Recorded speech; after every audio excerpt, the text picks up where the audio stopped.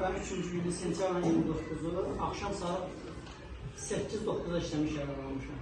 Mənim yaralanmağım necə oldu? Mən artıq Xocaland istiqamətində gedirdim. Sonra Füzulinin Alxanlı kəndini keçmişdi. Tarxanbəyli istiqamətində girirdim. Yaralıları çıxardırdım. Mən yaralanmamağımdan qabaq Xocalanddan qayıtdım. Yaralımı gətirdim, təhvil verdim. Xəbər gəldi ki, Qarxanbəylidə yaralı var. Qarxanbəyliyə yaralının dalınca gedəndə yolda digər həkim yoldaşlarına rastlaşdıq.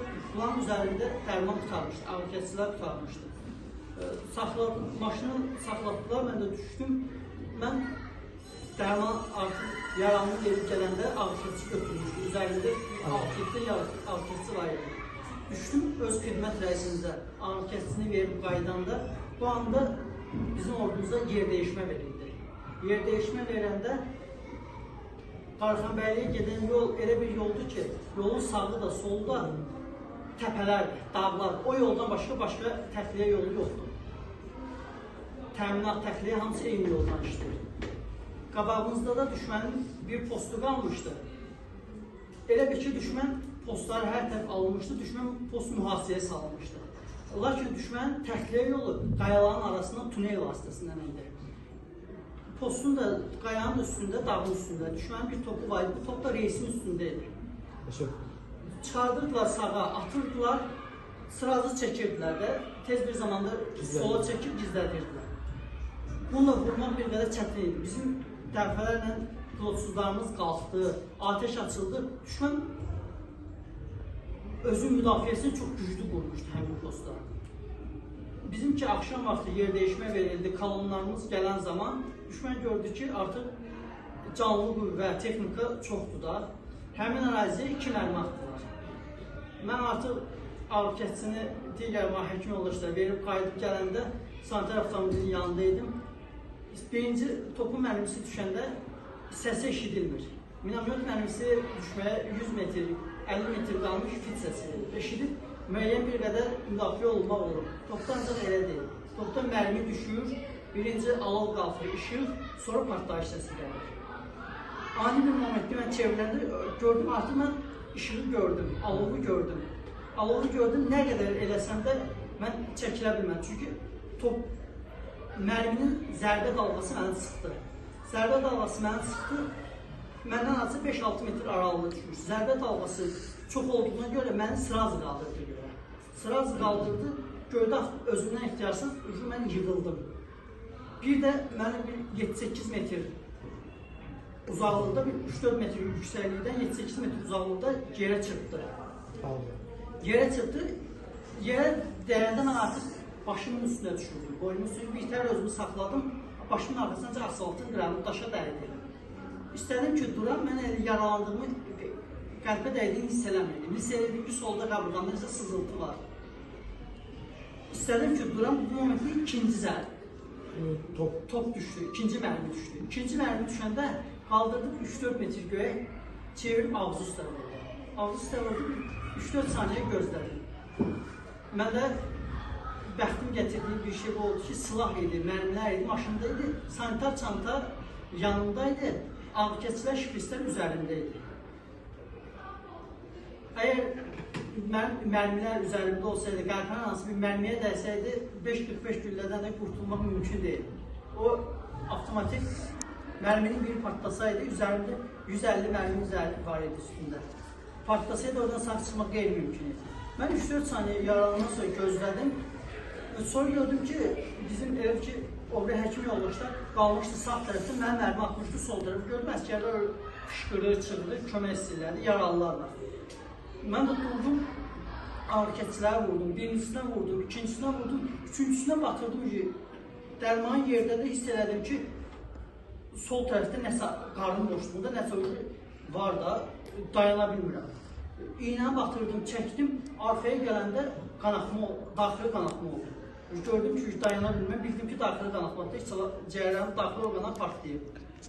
Arxaya gəldim, oturdum, özümü saxlaya bilmədim, soyuq tər gəldi. Uzandım, uzanan kimi ağrıkəsicinin birini çəkdim, sağ buduma vurdum. Bir də bu yadıma gəldi. Bundan sonra məni orada necə çıxartdılar, kim çıxartdı bilmədim. Bir də özümə gəldim ki, mən bizim hərbi yoldaşlar, hərbi avtomobildən mən mülkü 103-lərə təhvil verirlər. Mülkü 103-lərə təhvil verəndə muş özümdə idi. Mən ad familiyamı, rütbəmi, hər şeyi deməyim yadıma gəlir. Ancaq o döyüş anı elə bir vəziyyətdir ki, qarşılıq düşdü. Mənim orada adım, soyadım, ata adıma səhv gedmişdi. Rütbəm, hərbi hissəyə məsələn məlumat səhv gəlmişdi. Ondan sonra məni təxliyə edəndə mənim bir qrup yoldaşım var idi, o görmüşdü.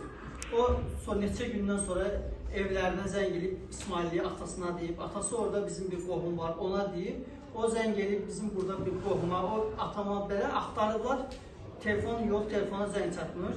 Bir 27-ci gün səhər atam mənə zəng elədi, onda düşmən radio kəşfiyyatı tuturdu dedim ki, hər şey yaxşıdır, mən özüm nə vaxt olsa zəng eləyəcəm, siz mənə zəng eləməyin. Çünki radio kəşfiyyat tuturdu və yerimiz daha tez müəyyən olunurdu. Ona görə mobil vasitələrdən istifadə etmək qeyri-mümkün idi. Bundan sonra mənə axtarmaqları, necə tapmaqları, bundan sonra gətirilmişəm Füzuli rayon diaqnostika mərkəzinə. Orada ilk cərrahi müdaxilə oldu. Cərrahi işləndikdən sonra vəziyyətim ağır olduğuna görə gecədən vertolyot vasitəsilə gətirilən Papanik hospitalına, Silahlı Qüvvələrin Baş Komandanı hospitalına.